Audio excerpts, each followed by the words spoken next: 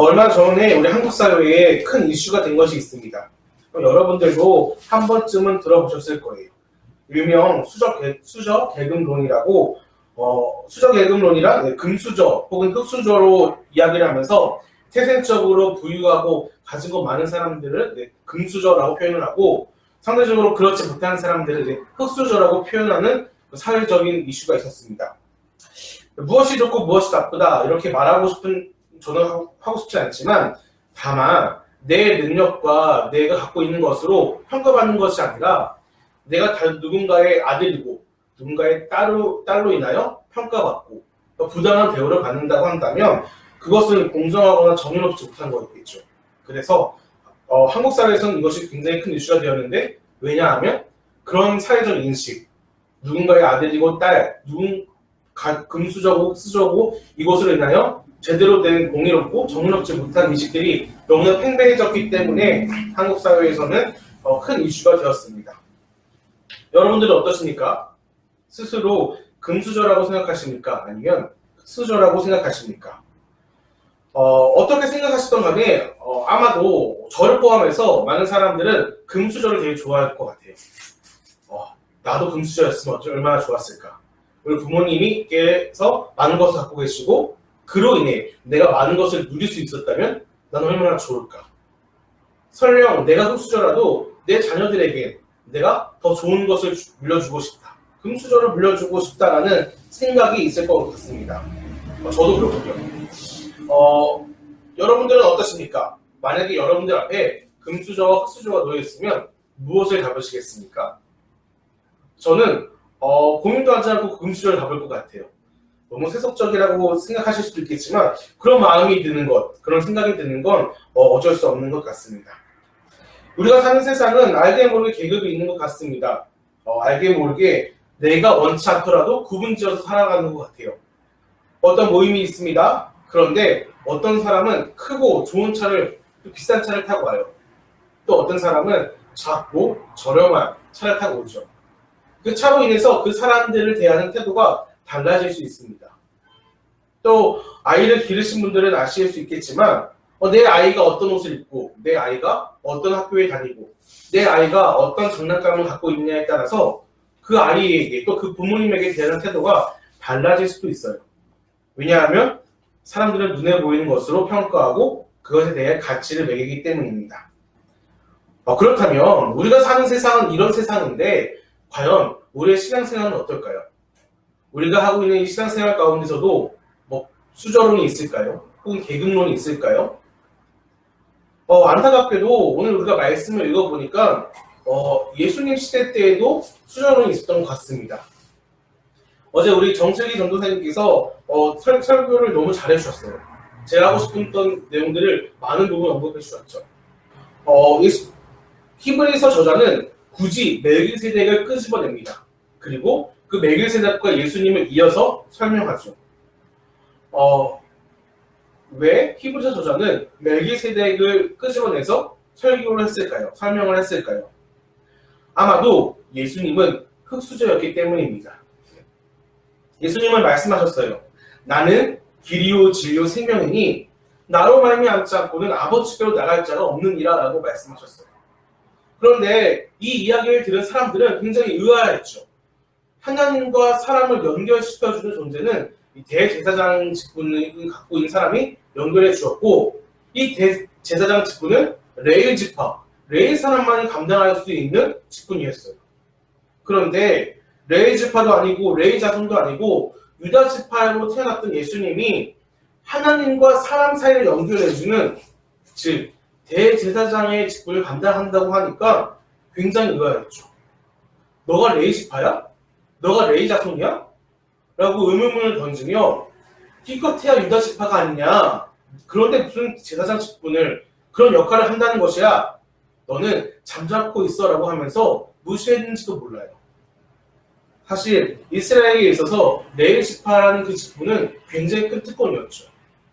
하나님의 성소에 들어가서 일을 했고요, 이 특별한 다른 일을 하지 않고 농사나 가축을 기르지 않아도 생활할 수 있었어요.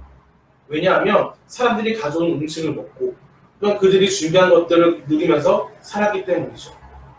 레위 지파는요, 그들의 말과 행동이 은연중에 우리 이스라엘 자손중 가운데서 영향력을 끼쳤을 거예요. 여호수아 그 끝부분을 보면 많은 사람들이 레위 지파 사람들을 자신의 집으로 초대해서 그들과 함께 지내길 원했죠. 왜냐하면 하나님의 일을 하는 사람들이었기 때문에 굉장한 존경의 눈빛, 선망의 대상이었을지도 몰라요. 하지만 그들은 감히 그것을 욕심내지 못했죠. 왜냐하면 레위 지파만이 할 수 있었기 때문이에요. 그런데 그런 제사장의 직분을 예수님께서 자신에게 특별하게 의무가 있고 또 나로 말미암지 않고는 아버지께로 갈 수 없다고 말을 하니까 그들 눈에 보기에는 흙수저가 금수저 신용을 내는 것 같다고 생각했을지도 몰라요. 그래서 예수님을 싫어했고 미워했습니다. 더 나아가 예수님을 따르는 제자들, 그의 사람들조차 미워했고요. 그의 제자들조차 싫어했어요.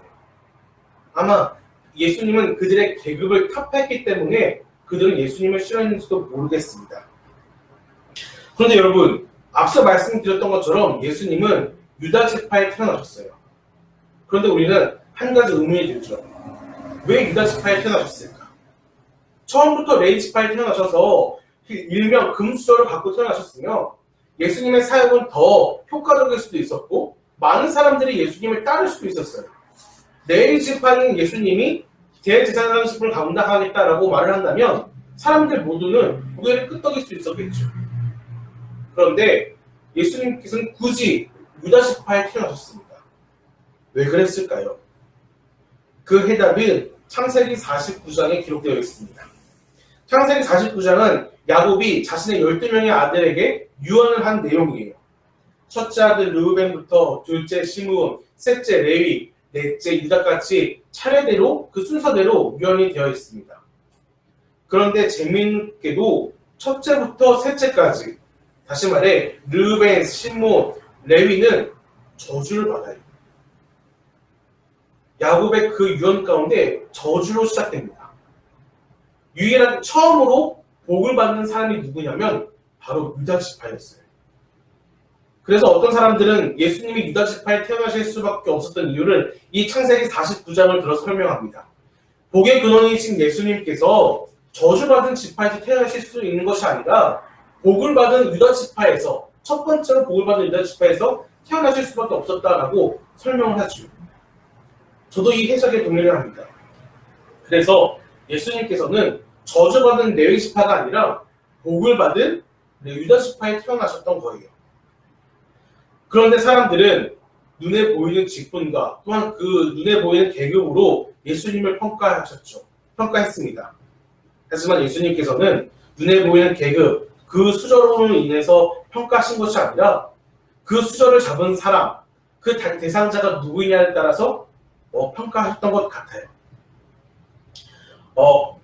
예수님께서 이 땅에 오셔서 비록 수저를 갖고 태어나셨지만 우리에게 큰 복을 약속하신 것이 있습니다. 바로 우리가 마지막으로 읽은 22절에 이렇게 기록되어 있어요. 제가 읽어드리겠습니다. 이와 같이 예수는 더 좋은 언약의 보증이 되셨느니라 라고 기록되어 있습니다. 여기서 보증이라는 단어는 굉장히 무서운 단어입니다. 누군가가 빚을 졌어요. 그런데 이 사람이 갚을 능력이 없으면 보증선 사람이 대신 갚아줘야 합니다. 그런데 이 보증선 사람도 빚을 갚을 능력이 없으면 그 사람의 목숨을 대신해서 갚아야 한다는 의무가 있습니다. 그 내용이 바로 이 보증이라는 단어에 포함되어 있어요. 예수님께서는 자신의 목숨을 걸고 우리에게 더 좋은 언약을 주셨다는 거예요. 그렇다면 더 좋은 언약은 무엇이었을까요? 우리에게 주신 복, 경제적인 풍요로움, 혹은 우리가 누리고 사는 것들, 그것일 수도 있겠지만 더 중요한 것은 바로 하나님의 나라를 우리에게 허락하셨던 것입니다. 여러분, 하나님께서는요, 우리가 무슨 차를 타고 있는지, 무슨 음식을 먹고 어떤 집에서 거하고 있는지에 대해서 별로 중요하지 않게 생각해요. 비록 사람들은 우리가 타고 다니는 차로 우리를 평가합니다. 우리가 얼마나 갖고 있느냐에 따라서 우리를 평가하고 우리에게 계급을 나눠요. 하지만 하나님이 보시는 것은 우리가 갖고 있는 것이 아닙니다. 바로 예수님께서 허락하신 더 좋은 언약을 갖고 있느냐 혹은 갖고 있지 않느냐를 통하여 우리를 판단하세요. 여러분, 우리가 금수저를 갖기 위해서 노력하는 것만큼 예수님이 허락하신 그 더 좋은 언약을 갖기 위해 노력한다면 우리의 삶은 어떨까요? 우리가 내 자녀들에게 더 좋은 것을 물려주고 싶어하는 욕심만큼 하나님께서 허락하신 더 좋은 언약을 우리 자녀들에게 물려주기를 위해 노력한다면 우리 가정은 어떻게 될까요? 아마 지금 우리가 사는 것보다 더 많은 것을 누릴 수 같다는 생각이 듭니다. 사랑하는 커피하교의 여러분, 우리는 그런 인생이 되었으면 좋겠어요.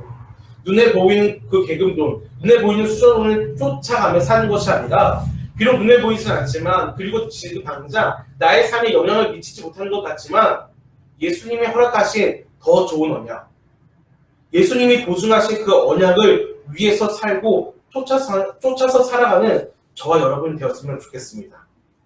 바로 그때 우리는 하나님 나라에 들어갈 수 있고 하나님의 나라를 바로 이 땅에서 누리며 살 수 있는 저와 여러분 되기를 간절히 기도합니다. 함께 기도했으면 좋겠습니다. 말씀을 기억하며 기도했으면 좋겠습니다. 하나님, 제가 눈에 보이는 그것들을 쫓아가는 사는 것이 아니라 내 자녀들에게 더 좋은 물질적 품을 남겨주기 위해 노력한 것이 아니라 예수님이 허락하시고 예수님이 보증하신 그 더 좋은 언약을 쫓아 살아가는 나와 우리 가정과 우리 교회가 되게 해주옵소서 라고 기도하는 시간 되었으면 좋겠습니다.